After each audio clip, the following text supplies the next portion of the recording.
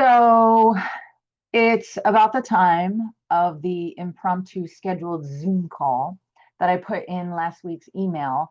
And it was one of those things, let's see who shows up, right? Well, no one did.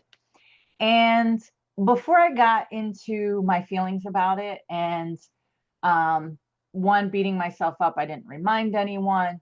Two, telling myself, well, if they really wanted to be here, they would have been here. But then I thought, this is ridiculous.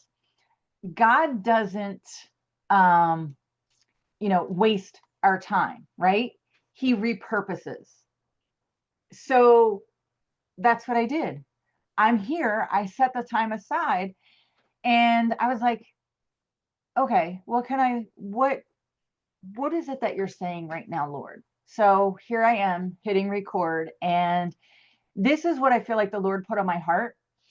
Um, and I've been hearing this over in my head the last few weeks, honestly. And it's this phrase that I've been saying,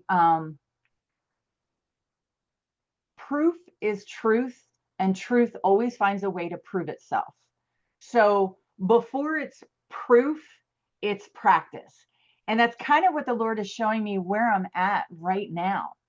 Because truth doesn't need a crowd in order for it to be true, right? It doesn't even need applause or analytics or anything like that. Truth just is. And given time, it always proves itself, right? And for me, like I said, that's been kind of this recurring theme lately. Before it's proof, it's practice.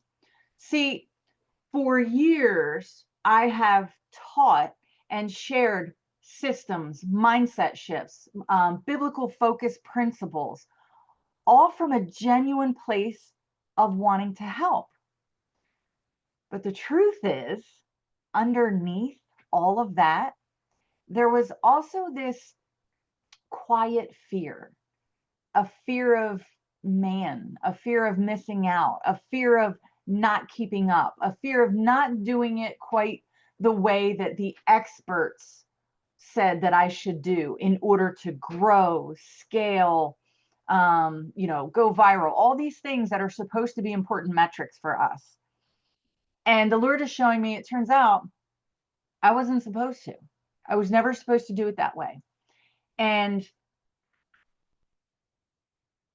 it's shown me the truth that truth doesn't perform, it produces. It doesn't need validation or even vindication. It just needs our obedience. So, what does that mean? For me, right now, that I am fully immersed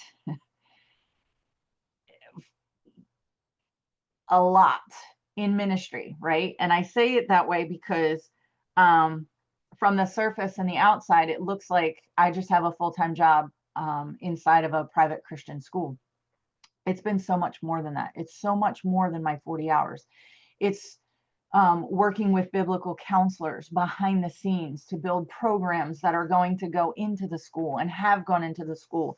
It's working after hours on other things. It's so much more than that.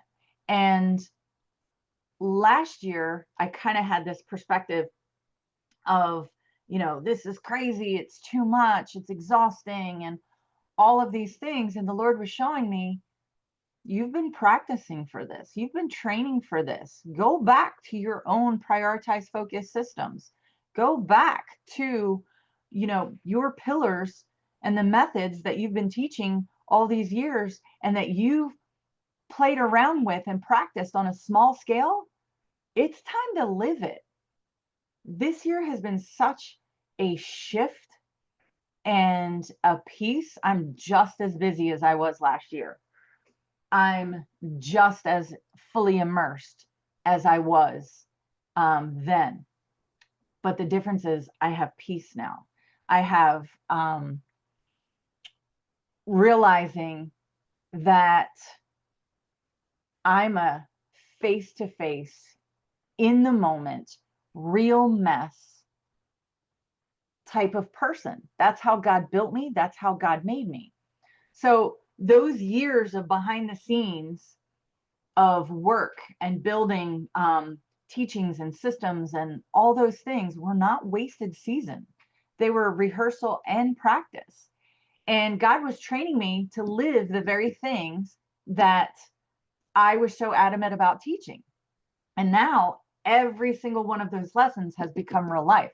I find myself pulling old blog posts like, wait a minute, I wrote about this. Let me go back. I'm like preaching to myself right now from a different lens.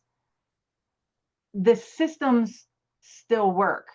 Focus still matters. But the difference now is I'm not teaching it to prove that it works. Now I'm in a place where I can teach it because, yes, not only have I experienced it, but I'm living it right now in the trenches in the moment. So what does this mean for you? Okay. Maybe you are in one of those quiet, no one's showing up for you right now seasons. You're pouring out, you're showing up, and you're wondering, why isn't this working? Well, let me tell you, it is. Because before it's proof for anybody else, it's practice for you. God is building your muscle memory in your spirit, and he's getting you ready for the stage that you didn't even know that he was setting. I just think of that verse, he's doing exceedingly abundantly more than we can imagine or even ask. Those are the types of things that happen when you let go of how you think it's going to work out to surrendering it to, okay, God, I'm practicing and preparing the way that you showed me. I don't know what for, but okay. Because when that moment comes, the very thing that you've been practicing in private will be the proof that points straight back to him. See, truth doesn't need to be trending. It just needs time and our obedience. All right, so that's my little real talk, pep talk, not only for myself right now, but for you. And that's something that I've learned for many years. Whatever it is that I am learning or growing from, or even hurting from, someone else is too. And God has given me a desire and a heart to share what I've learned from it. Because if I can benefit from it, so can someone else. And I admire and follow and respect the people that do the same. So I just want to encourage you, keep showing up even in the unseen, because that's where the real work happens. And it's more about what God is doing in us before anyone sees it on us. I hope that makes sense. All right, guys, have a wonderful day.